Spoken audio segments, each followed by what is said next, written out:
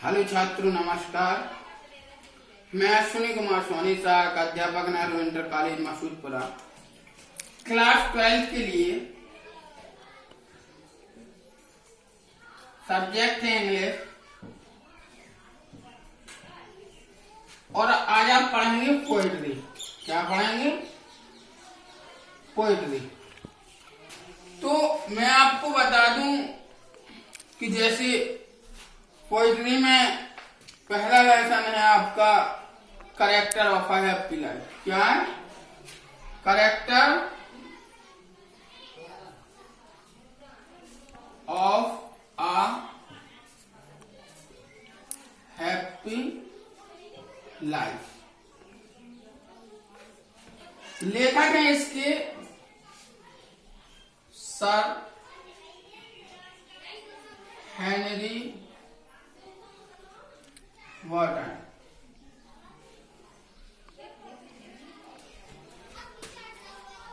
तो ये लेसन आपका पोएट्री का character of a happy life, एक प्रसन्न जीवन का चरित्र कैसे होता, लिखा हमारे लेखक सर हेनरी वॉर्टन ने।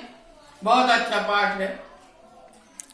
इसके बारे में मैं आज आपको बताऊंगा कि पोएट्री में जो reference to the context questions आते हैं वो कैसे सॉल्व किए जाते हैं, इनकी लिखने का तरीका क्या होता है। जैसे आपको 4 लाइनें दी हुई हैं। How happy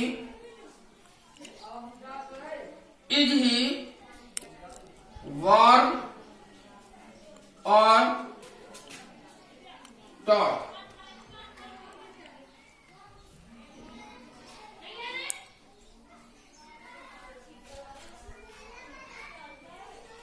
That served not another's will, whose armor is his honest thought, and simple truth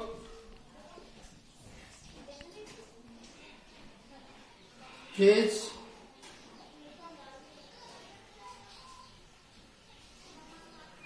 utmost skill।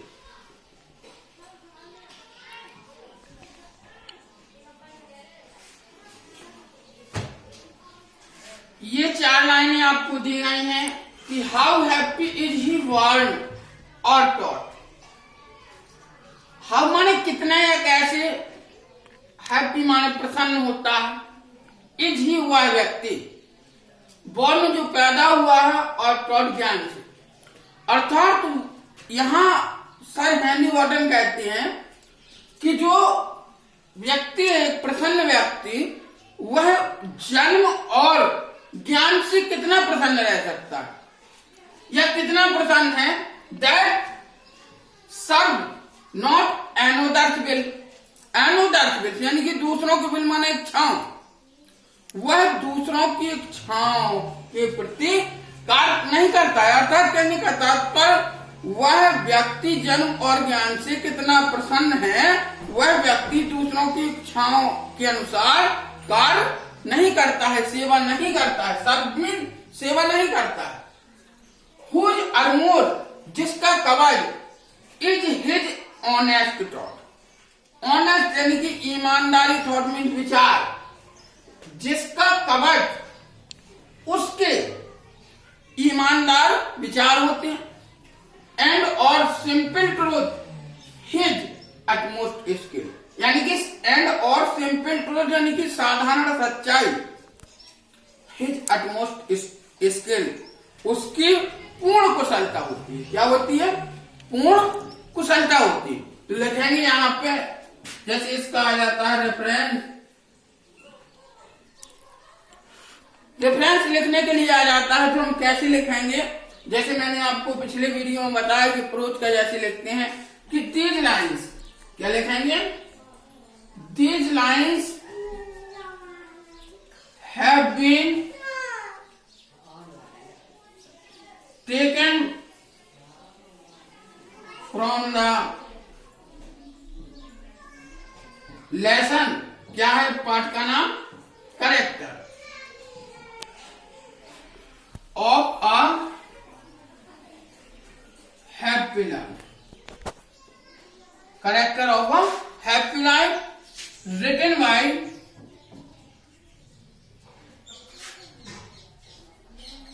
Sir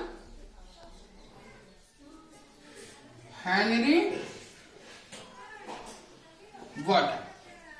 तो इस प्रकार से जो भी आपको मतलब कहने का तात्पर्य पोएट्री से संबंधित कोई भी रेफरेंस लिखने के लिए आता है तो हमें पाठ का नाम और उसके पाठ के नाम के अलावा उसको जो राइटर्स नेम है, पोएट नेम है, वो जरूरी होता है। हमें ऐसा ही लिखना है कि these line have been taken from the lesson, या अब वहां पर जैसे लेसन लिखते थे, यहाँ आप एक चीज और बदल सकते हैं, फ्रॉम द पोएम भी लिख सकते हैं। क्या लिख सकते हैं, पोएम, POEM, क्या लिख सकते हैं, फ्रॉम द पोएम, क्योंकि ये क्या का है, पोएट्री का है। Poem character of a happy life written by sir Henry Wotton. तो इस प्रकार से आपका ये रेफरेंस बन जाता है। अब हम बनाएंगे क्या, कॉन्टेक्स्ट, क्या बनाएंगे, कॉन्टेक्स्ट। अब लेकिन ये अर्थ मैंने अभी आपको बताया था, इस अर्थ पर अब यहाँ क्या बताया, एक प्रसन्न व्यक्ति का। तो मैंने आपको पिछली वीडियो में बताया था कि जब भी हम कॉन्टेक्स्ट लिखना आरंभ करेंगे तो हमें एक चीज लिखना है, जैसे उसमें हम द राइटर लिखते थे तो इसमें लिख सकते हैं हम the poet, the poet expresses here,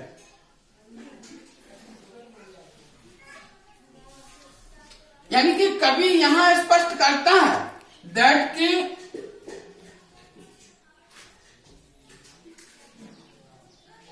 of course, यानी कि वास्तव में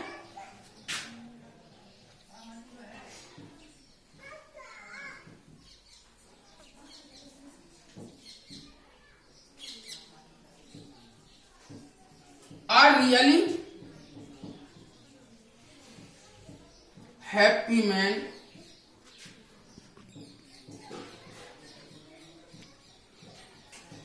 वास्तव में एक वास्तविक प्रसन्न व्यक्ति। तो द पोएट एक्सप्रेसेस हियर, कभी यहां स्पष्ट करता है कि दैट की ऑफ कोर्स वास्तव में our really happy man, our really happy man is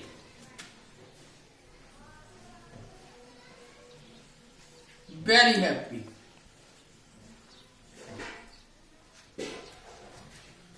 यानी कि कभी यहां स्पष्ट करता है दैट की आपको वास्तव में आर रियली हैप्पी मैन, एक वास्तविक प्रसन्न व्यक्ति इज वेरी हैप्पी, बहुत प्रसन्न होता है। यानी कि एक वास्तविक व्यक्ति कैसा होता है, बहुत प्रसन्न होता है।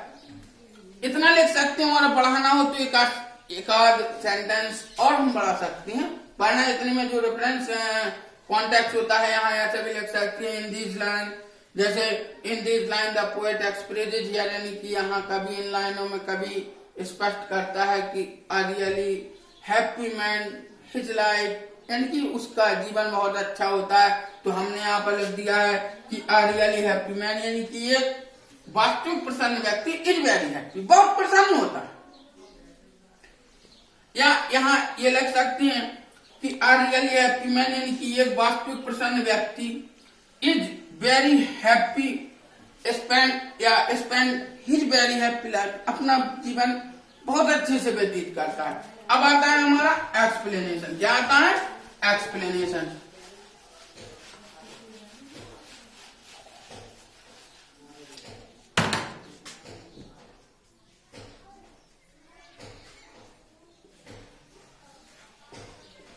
तो हम लिख लिखेंगे sir Henry Wharton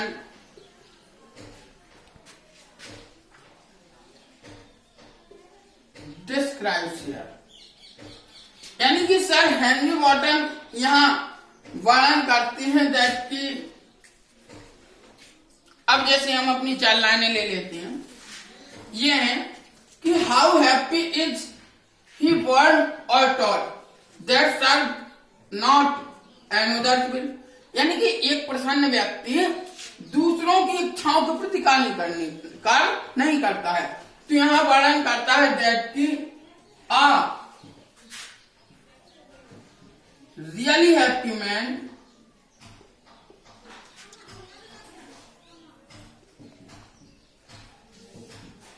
do not do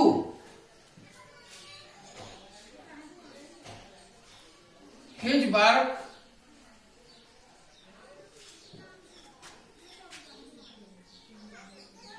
or really happy man do not do his work, यानी कि एक वास्तविक प्रसन्न व्यक्ति अपना कार्य नहीं करता है किसके अनुसार, according to another's will, according to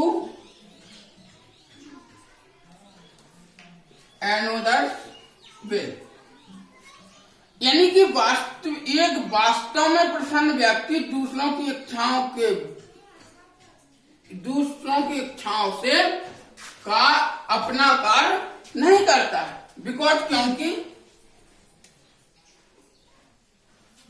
क्योंकि he is ऑनेस्ट, वह ईमानदार होता है, फॉर्मूला एंड ट्रूथ, क्योंकि वह ईमानदार और कैसा होता है, सच्चा होता है। अब यहां जैसे सेंटेंस एक नया बन सकता है कि वह स्वयं पर विश्वास करता है, तो ही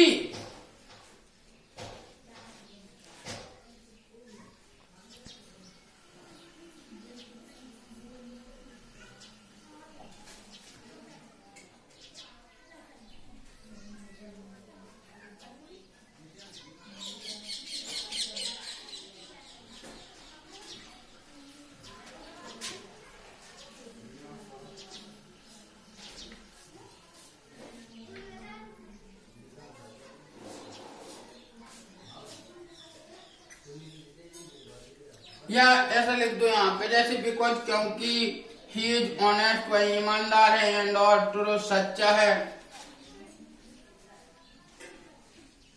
he does not depends, he does not depend others, he does not depend others, वह दूसरों पर निर्भर नहीं होता। फिर आगे लिखा whose armor is his honest thought, यानी कि उसका कवच उसकी सच्चे विचार होते हैं, उसके कवच क्या होते हैं, उसके सच्चे होते। तो हिज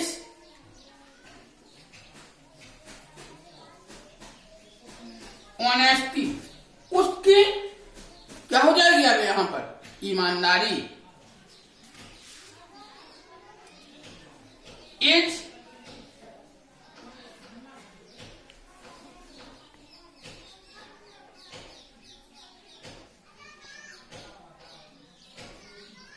या हिज ऑनेस्टी प्रोटेक्ट्स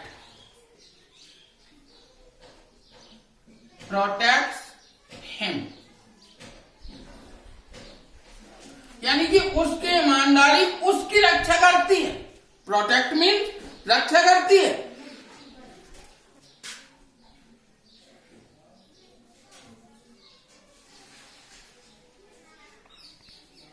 सो इसीलिए his simple truth his utmost skill, साधारण सच्चाई उसकी पूर्ण कुशलता होती है। क्या लिख सकते हैं, सो इसीलिए द राइटर या द पोएट सेज दैट, इसीलिए द पोएट कवि सेज कहता है दैट की ऑनेस्टी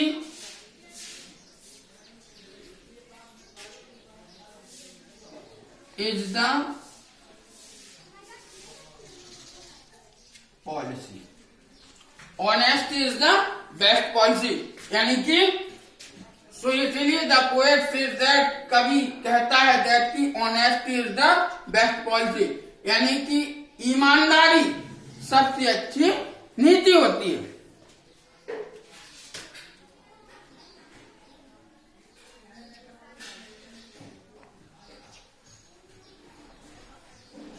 जैसे इतना भी लिख सकते हैं, और थोड़ा बहुत जैसे आपको बढ़ाना है तो फिर आप बढ़ा भी सकते हैं, और कुछ भी जैसे थोड़ा बहुत अगर इसमें बढ़ाना चाहें तो जैसे हम लिख सकते हैं कि उसे किसी की आवश्यकता नहीं होती है, उसे किसी भी प्रकार की शस्त्रों की आवश्यकता नहीं है। जैसे he does not need any weapon, जैसे यहां लिख सकते हैं ही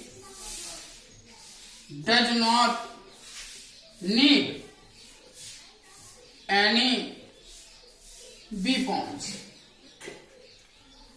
या weapon अकेला लिख दो यहां पे, यानी कि उसे किसी भी शस्त्र की आवश्यकता नहीं होती है।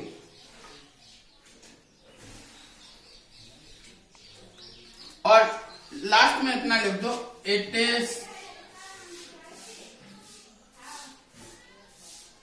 ओनली, जैसे हम एक चीज और मैं आपको बता दूं, या यहां इट इज हिज ओनली, जैसे यहां पर और जोड़ दो, इट इज हिज ओनली, और यहां पर जैसे गाइड लिख सकते हैं, गाइड, यानी कि यह उसकी केवल सहायता है। क्या हो जाएगा? यह उसकी केवल सहायता है। तो इस प्रकार से हम रेफरेंस, कॉन्टेक्स्ट, एक्सप्लेनेशन लिख सकते हैं। और एक चीज छात्रों में आपको बता दूं, रेफरेंस, कॉन्टेक्स्ट और एक्सप्लेनेशन ये कहीं से याद नहीं किए जाते। इसको जैसे कि सेंटेंस जब हमको 4 लाइनें दी जाती हैं, स्टैंडा दिया जाता है या पैसेज दिया जाता है, तो उसको हमें अच्छे से पढ़ना है और कम से कम 80 या 85% अर्थ निकालने की कोशिश करना है। जब अर्थ निकल आता है तो जो जैसे हम हिंदी में पढ़ते हैं, तो जो हिंदी की ग्रामर में पिछले वीडियो में आपको बता चुका हूं कि जो हिंदी की ग्रामर है वो अंग्रेजी की ग्रामर है, और जो अंग्रेजी की ग्रामर है वो हिंदी की ग्रामर। अर्थात कहने का मतलब जिस प्रकार से संदर्भ, प्रसंग, व्याख्या हम हिंदी में लिखते हैं, उसी प्रकार हमें अंग्रेजी में लिखना होता है। जैसे रेफरेंस मीन्स मैंने आपको बताया था कि संदर्भ होता है, और कॉन्टेक्स्ट मीन्स प्रसंग होता है, एक्सप्लेनेशन व्याख्या होती है। और व्याख्या वही करते हैं जैसे जो उसमें कहा गया उसको अपने शब्दों में उसका वर्णन करते हैं, हम उसके भाव बताते हैं। जैसे एक्सप्लेनेशन में लिखना होता है तो हम उनके भाव बताते हैं। तो इस प्रकार से प्रिय छात्रों इसको हम सॉल्व कर सकते हैं। धन्यवाद। अगला वीडियो में आपके लिए फिर लाऊंगा। नमस्कार।